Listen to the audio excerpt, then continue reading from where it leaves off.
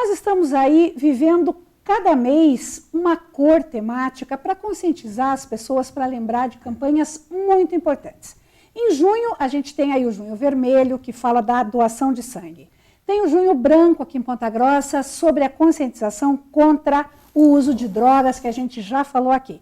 E junho também, a gente está aí fechando o mês, mas tem uma outra campanha muito importante de nível internacional, que é o Junho Violeta.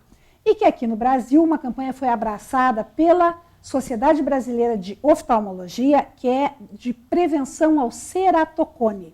Para falar sobre essa campanha e principalmente sobre essa doença dos olhos, eu converso hoje com o oftalmologista Marcelo Senovics. Marcelo, seja bem-vindo, é um prazer te receber. Muito prazer, eu que agradeço. Marcelo, nós estamos aí com essa campanha, é bacana, né? Várias doenças, as sociedades médicas estão aproveitando esse embalo aí que começou com Outubro Rosa e lançando cores aí, deixando o nosso ano inteiro colorido, né? Sem dúvida, eu acho que a informação chegando na população é sempre benéfica, né? Sempre você consegue, pela informação, tratar as doenças. E aí nós vamos falar, ceratocone, o nome é complicado, mas a doença pelo jeito é bem fácil de você desenvolver. Isso, e muito comum também, né? Ceratocone é uma doença em que altera-se a forma e a espessura da córnea. Talvez aqui eu consiga ilustrar um pouquinho melhor essa nossa conversa. Já enquadra aqui para a gente já mostrar bem de pertinho esse olho aí para a gente que poder com esse olho esquemático fica mais fácil daí do telespectador compreender. Isso aí, se o Júnior puder jogar para a gente aí, ótimo. Esta membrana, esta estrutura mais da frente do olho, se chama córnea. Então, córnea é só isso daqui. Ah, é só a capinha. Esta partezinha central do olho se chama córnea. É fundamental que essa estrutura esteja preservada para que consiga-se uma boa visão. Aqui que se instala o ceratocone, além de muitas outras doenças, podem ocorrer na córnea. A córnea tem que ser arredondadinha, como é essa calotinha aqui na frente. Se essa córnea perde este formato regular e ela se torna mais fina, isto se chama ceratocone. Então... Uma alteração na arquitetura da córnea. Marcelo, e qual a consequência desse defeito aí que se instala na córnea? A nossa visão, ela se dá através da córnea. Se eu tenho uma córnea irregular na superfície, uma córnea um pouquinho torta, a qualidade de visão vai ser ruim. É como se você enxergasse por uma janela torta. Então, não enxerga direito, né? Além de outros sintomas associados, como fotofobia, que é deslumbramento com claridade, com luz, diminuição da visão noturna, coceira nos olhos, mas tudo se relaciona à baixa visão, baixa qualidade de visão. E como é que o ceratocone surge? Como é que as pessoas desenvolvem essa doença? Então, a base do ceratocone, até onde se conhece, é genética. Né? Tem um caráter hereditário, um caráter familiar, muito importante, e essa doença, ela se inicia já no nascimento, mas ela vai se manifestar geralmente na adolescência. Ah, tá. É incomum a gente ter uma criança de 7, de 6, de 8 anos com ceratocone. Também é incomum um adulto com 30 anos iniciar o ceratocone. Geralmente é na adolescência de causa genética. E um fator fundamental que piora ou faz desencadear um ceratocone que estava lá adormecido é o ato de esfregar os olhos. Então existe uma associação muito grande entre ceratocone e alergia ocular. E na alergia ocular, a pessoa coça os olhos. E de você esfregar os olhos, você vai deformando a superfície da córnea e isso é o ceratocone. Ah, tá. Então quer dizer que aquela inocente esfregadinha, aquela coçadinha e tal... Não tão inocente. Não é tão inocente assim, é? Não. E você vê... Muito comum nas crianças, e você vê isso muito em criança que tem rinite, por exemplo. Muito comum. Que a criança, ela tem umas que ficam com o narizinho arrebitado, de tanto coçar o nariz, e deforma o nariz e deforma a córnea. Exatamente. E aí, qual é a atitude preventiva que a mãe deve ter? Como é que ela percebe? Como é que faz? Bom, se uma criança está coçando os olhos, vai ter que tratar. Muito difícil falar, não coce os olhos, a criança está com coceira, ela vai esfregar. Não vai conseguir se controlar. Então vai ter que tratar a coceira, vai ter que tratar a alergia. Existem medicamentos antialérgicos, colírios, às vezes medicamentos gerais dados pelo médico alergista que controlam esta alergia. Você pode ter uma propensão ao ceratocone, uma carga genética e nunca desenvolver esse ceratocone. E daí o ato de você esfregar, você desperta esse ceratocone, então não pode. Ou se você já tem um diagnóstico estabelecido de ceratocone e você esfrega os olhos, o teu ceratocone vai tomar uma proporção galopante, vai aumentar muito. E você tem notado que tem aumentado isso? Porque a gente nota que as pessoas estão cada vez mais alérgicas, né? Me parece, inclusive conversando com colegas de outras regiões, me parece que aqui nós temos muita alergia. Acho que são os Campos Gerais, né? Parece que nós temos muita alergia. Sempre vimos isso, mas parece que tem mais alergia agora.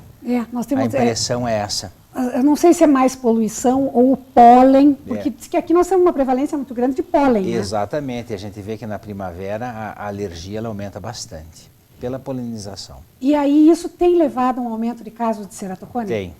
Tem. O ceratocone hoje está muito frequente. Né? E a única coisa que nós podemos eliminar é o ato de esfregar os olhos. Não tem outra atitude que a gente possa tomar para evitar a progressão do ceratocone, é não esfregar os olhos. Além do tratamento específico para o ceratocone, mas algo que a pessoa possa fazer é não esfregar os olhos. Quer dizer que então existe uma ação preventiva, porque nem toda doença está na tua mão prevenir. Esse está literalmente nas suas mãos, né? Está. E aí como é que a pessoa percebe, quer dizer, quem já perdeu essa janela de oportunidade, já passou uma vida coçando o olho, chegou agora e já está com ceratocone instalado, como é que ela percebe? Ela é uma doença sintomática ou é daquelas inimigas silenciosas? No início, silenciosa, uma pequena diminuição da visão, a pessoa não tem tanto sintoma, né? Mas ela percebe que não enxerga bem. Então ela tem que ir no médico oftalmologista para ver por que não está enxergando bem. Que pode ser por ceratocone ou por inúmeras outras doenças. Aí vai ser feito o exame e é diagnosticado o ceratocone e iniciado o tratamento. Então tem tratamento? Tem tratamento. Tem tratamento. E qual é vamos dizer, a escala desse tratamento? Exatamente, você tem que fazer um estadiamento em que ponto que se encontra o teu ceratocone. Se você tem uma curvatura pouco alterada, então um ceratocone pequeno, grau 1, óculos, e não coçar os olhos, e você vai conseguir ter uma boa visão. À medida que essa córnea vai se tornando mais cônica, o nome cone porque vai ficando pontuda, em forma de cone, né? Se ficar mais cônica esta córnea, o óculos não dá uma boa visão, partimos para uma lente de contato rígida. Se ainda a qualidade de visão não for boa, partimos para uma cirurgia que é o implante de anel corneano. Uma cirurgia que colocamos um anel na córnea, no interior da córnea, né, dentro da espessura dessa córnea, e esse anel traciona a córnea para diminuir o cone.